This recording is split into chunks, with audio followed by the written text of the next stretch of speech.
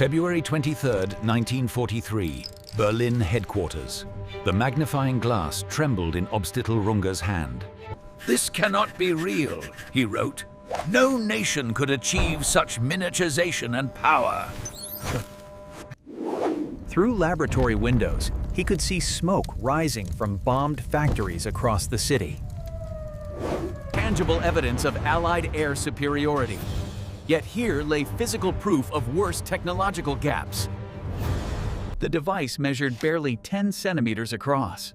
This cavity magnetron generated devastating microwave radar frequencies. It rendered every German countermeasure obsolete. Elegant in simplicity, devastating in implications, utterly beyond German science. This single copper block would explain 40 submarines lost per month to Grand Admiral Donitz. A hemorrhaging of men and machines that threatened to lose Germany the Battle of Atlantic. The mathematical certainty of German defeat was written in electromagnetic wavelengths German detectors could not see.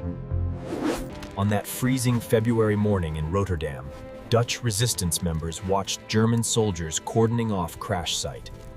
The Sterling bomber carried Britain's newest secret weapon, the H-2S ground-mapping radar system.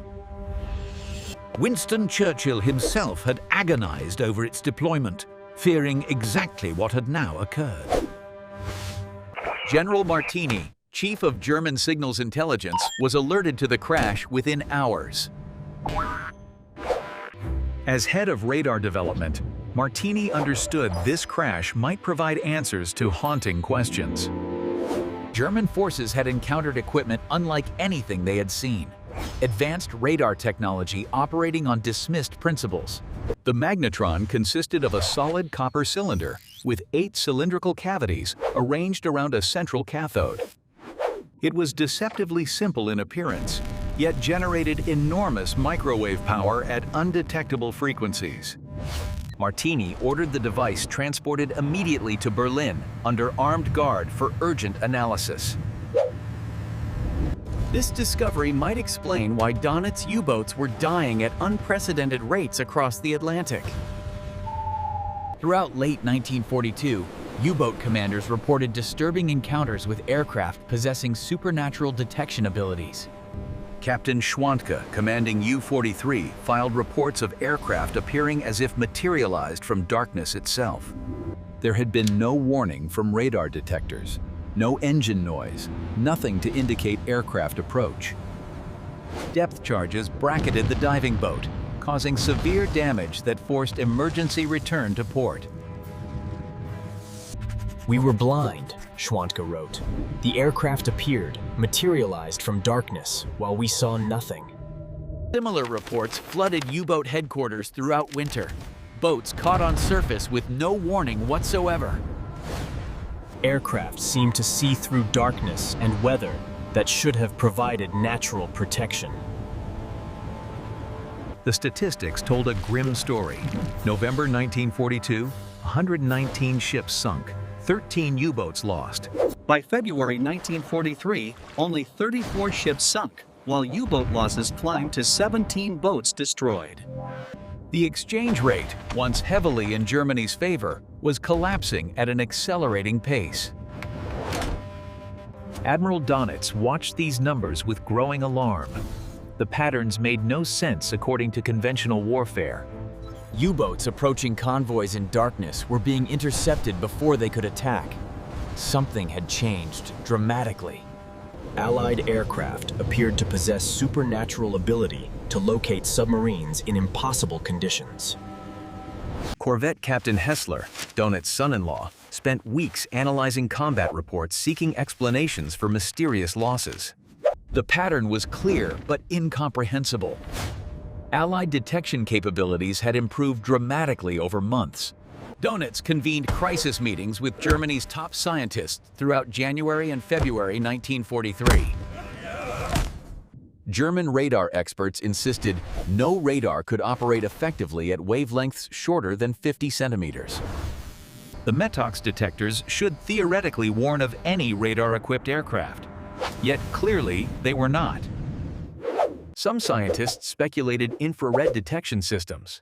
Others suggested acoustic detection, though this seemed implausible.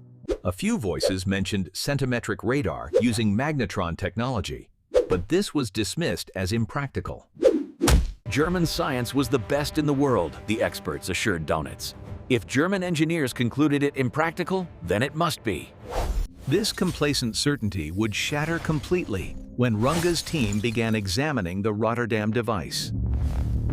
The magnetron arrived in Berlin February 5th, accompanied by photographs and detailed crash site reports. Runge assembled Germany's top microwave specialists for what became known as the Rotterdam Working Group. Their task: determine exactly what the device was, how it worked, and most critically, what capabilities it provided. The first examination revealed the magnetron's basic operating principle within hours of intensive analysis. Cylindrical cavities acted as resonant chambers, generating electromagnetic oscillations as electrons spiraled through magnetic fields. It was similar to German designs from the 1930s, but executed with engineering sophistication that shocked the team. Dr. Otto Hakenberg documented the examination. When we energized the magnetron, the frequency counter registered 3.3 gigahertz, a frequency we could barely measure, let alone generate with power. The output meter showed 40 kilowatts peak power. It was like discovering the enemy possessed artillery when you thought the battlefield limited to rifles. We understood immediately why the Metox was useless. It detected 200 megahertz. This operated at 16 times higher frequency. Our detectors were completely deaf and blind to this radiation. We had been fighting blind while enemies saw clearly. Runge's team worked around the clock for 2 weeks, reverse engineering the complete H2S system from wreckage. The magnetron powered a rotating antenna, creating a map-like image showing coastlines, cities, and terrain features. For the first time, bomber crews could navigate and identify targets in complete darkness or solid cloud cover. The same magnetron technology adapted for submarine detection could spot a conning tower from 20 miles away. Worse yet, the microwave emissions were completely undetectable by German radar warning receivers throughout the fleet. U-boats were running blind into enemy attacks, their defensive systems obsolete without their knowledge. On February 23rd, the Rotterdam Working Group presented their findings to German military and industrial leadership. Representatives from every major German electronics firm attended. The mood was somber as devastating implications became clear. Runge began with complete frankness. The British have achieved a technological breakthrough exceeding German capabilities by 3 years. The device enables radar detection systems, against which we have no countermeasures and no defenses whatsoever. 8 resonant cavities, 3.3 gigahertz frequency, 40 kilowatts peak power, compact construction suitable for aircraft installation. Production quality indicated established manufacturing processes rather than experimental prototypes. They can mass-produce these devices. If the British could manufacture these in quantity, every Allied aircraft and ship could potentially be equipped. The Metox warning receivers were useless. German radar installations operating in meter wavelengths would be increasingly obsolete. When Goering was briefed on these findings, his reaction was reportedly one of considerable consternation and alarm. The Reich Marshal who boasted no enemy aircraft would bomb Germany now faced technology enabling all-weather bombing. Donitz understood the implications more clearly than anyone. His U-boat force had lost 39 submarines in 3 months. If this trend continued, the U-boat campaign would collapse within months. The exchange ratio had become unsustainable. Captain Hessler maintained detailed statistical analysis. Experienced crews were dying faster than training programs could replace them. The meeting attendees reached sobering conclusions. Germany could not replicate the magnetron before 1944 at earliest. Developing effective countermeasures would require minimum 6 months. Even new radar warning receivers would extend into 1944. Most devastating. The British almost certainly had variants beyond what was captured. The technological race was unwinnable. Donitz absorbed these briefings with growing understanding of the catastrophe facing his command and the German Navy. "We have been fighting blind," Donitz told his staff. "Every advantage we believed we possessed has been neutralized." Surprise attack at night meant nothing when the enemy could see in complete darkness with perfect clarity. The vast Atlantic provided no concealment when radar could detect a conning tower from 20 miles away. While German industry scrambled to develop countermeasures, Hessler proposed several desperate tactical adaptations for immediate implementation. All U-boat commanders would be informed that radar warning systems were unreliable and should not be trusted. Boats would remain submerged as much as possible, surfacing only when absolutely necessary to recharge batteries. Anti-aircraft armament would be increased, though this was recognized as a desperate measure against superior aircraft. Most critically, Donitz began preparing for the possibility that the U-boat campaign might become completely unsustainable. March 1943 proved both the apex and beginning of the end for Donitz's U-boat force. The largest convoy battles were fought with massive wolf packs of 30 to 40 boats, attempting overwhelming numbers. And SC Sodom were too. British Admiralty issued assessment that Germany had never come closer to severing Britain's Atlantic lifeline completely. But the cost to Germany was unsustainable. The mathematics were inescapable, even when achieving tactical success. Allied shipyards were producing merchant vessels faster than U-boats could sink them. The Liberty ship program had revolutionized construction. The true catastrophe came in May 1943, the month that became known among U-boat crews as Black May. Throughout May, Allied aircraft and escorts equipped with centimetric radar savaged the U-boat force with unprecedented effectiveness. Convoy ONS-5 battle marked the turning point. 30 U-boats attacked 43 merchant ships with devastating results. Germans sank 12 merchant ships but lost 6 U-boats. For the first time, losses approached successes. 2 weeks later, Convoy SC-130 demonstrated complete Allied dominance. 0 merchant ships lost despite 25 U-boat attacks. Throughout May, losses mounted relentlessly. May 4th, U-209 sunk with all 46 crew lost. May 5th brought U-447 and U-663 destroyed. May 6th saw U-465 and U-563 sunk with all hands. The loss of U-954 on May 19th carried particular personal weight for Admiral Donitz. The boat carried Lieutenant Peter Donitz, the Admiral's youngest son, serving as watch officer aboard the doomed submarine. British escorts HMS Jed and Sennen prosecuted the contact with Hedgehog mortars.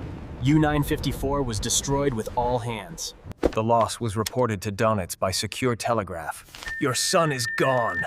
No survivors from U-954. Donitz did not pause operations or take leave. There would be time for grief after the war if Germany survived. By May 22nd, the operational U-boat force had lost 42 boats during the month, representing 25% of strength. Donitz called emergency staff session May 24th. The plot board showed unprecedented catastrophe in U-boat operations. A quarter of operational force destroyed in 3 weeks. Experienced commanders dying faster than training could replace them. On May 24, 1943, Donitz made the most painful decision of his career: temporarily suspend North Atlantic operations. To all U-boats at sea, due to enemy location equipment superiority, North Atlantic operations are temporarily suspended. All boats currently in North Atlantic withdraw to positions southwest of the Azores immediately for survival. We have not surrendered, Donitz declared. We have recognized reality and adapted to technological disadvantage. The immediate statistical impact was dramatic. June 1943, only 17 merchant ships sunk. The Allied supply line, which seemed on verge of being severed, became secure for D-Day preparations. The human toll continued. Of 40,000 men who served in U-boats, 30,000 would die. They drowned in steel cylinders crushed by depth charges. suffocated when air systems failed under attack. They died knowing their equipment was inferior, their missions increasingly futile, their sacrifice changing nothing strategically. Yet they continued fighting because duty demanded it, and abandoning struggle would free Allied forces for other theaters. Interrogation reports from captured crews revealed profound psychological impact of technological inferiority and systematic defeat. These men had not been defeated in conventional battle, but rendered obsolete by science and electromagnetic warfare. Captain Henk of U-515 achieved considerable success before his boat was sunk by U.S. Task Group 22.3. During interrogation, Henke provided testimony. "We knew by mid-1943 that the war was lost to Allied technology. Not because German soldiers lacked courage, but because Allied technology systematically destroyed every advantage we possessed." When Obsidal Runge examined the Rotterdam device in February 1943, he performed an autopsy on German naval strategy. The copper block explained every mysterious U-boat loss, every impossible aircraft interception, every convoy battle. The cavity magnetron revealed Germany had been fighting while deaf and blind to electromagnetic spectrum. That revelation shattered German confidence in technological superiority and convinced leadership of Allied capabilities beyond understanding. Intelligence assessments became cautious, always assuming the enemy possessed weapons beyond current German knowledge and capability. By autumn 1943, production models of Allied centimetric radar equipped hundreds of aircraft and ships across theaters. Type 271 naval radar detected surface submarines at 20 kilometers, periscopes at 900 yards with devastating precision. ASV Mark III equipped RAF Coastal Command, enabling patrol of thousands of square kilometers regardless of visibility. American H-2X radar provided bomber crews navigation and targeting capabilities that rendered weather and darkness irrelevant. Each system descended from the same revolutionary magnetron technology that Runge examined in February 1943. German attempts to counter this advantage consumed enormous resources for minimal operational effect throughout the war. The Naxos radar warning receiver program diverted scientific talent from offensive weapons to defensive countermeasures. Research programs explored exotic technologies, underwater television, passive sonar arrays, hydrogen peroxide propulsion for submarines. None reached operational status before war's end. Each represented German engineering excellence chasing solutions to Allied-created problems. The cavity magnetron demonstrated that operational advantage from advanced technology outweighed risks of enemy exploitation completely. This principle guided Western military development through the Jet Age, nuclear era, and into the Information Age. The willingness to field new capabilities quickly proved more effective than maintaining perfect security in laboratories. For the German U-boat force, the story ended in surrender and scuttling across European ports. On May 4, 1945, Grand Admiral Dönitz ordered all U-boats to cease offensive operations immediately. Operation Deadlight began. All boats at sea were ordered to surface, fly black flags, and proceed to designated ports. Many commanders instead scuttled their boats, unwilling to surrender vessels in which their comrades had died. Over 200 U-boats were deliberately sunk by their own crews rather than surrendered to Allied forces. The men who served had fought a campaign decided not by courage or tactics, but by physics and engineering. They had been defeated by electromagnetic radiation generated by a block of copper machined in British factories. The examination of one captured radar set explained their doom, revealing electromagnetic warfare dimensions Germany never understood. The cavity magnetron won the Battle of the Atlantic, the air battle over Germany, and ultimately, the war. Without centimetric radar, Allied convoy losses would have remained at unsustainable levels throughout 1943 and 1944. Without radar-equipped aircraft coverage, U-boats would have continued operating with relative impunity in distant ocean areas. In the end, a block of copper 8 centimeters in diameter changed history by making the invisible visible. The German admirals and scientists who examined that captured radar set understood they were witnessing the instrument of German defeat.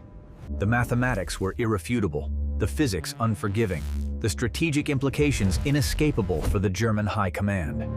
They returned to operational commands carrying knowledge that their finest submarines and bravest crews could not overcome electromagnetic advantage. They fought on because duty demanded it, and hope dies slowly even when facing technological impossibility. But they knew.